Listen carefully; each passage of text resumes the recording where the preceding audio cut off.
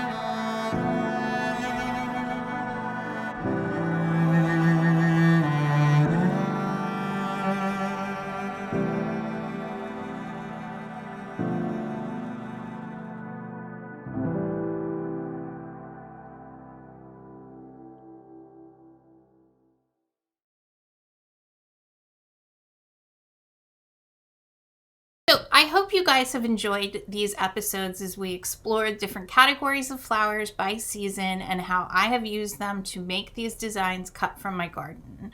I realized that there was not a lot of talking, but when you're doing a 28-day video challenge like I am, you've got to come up with a few videos where you're just not talking the whole time.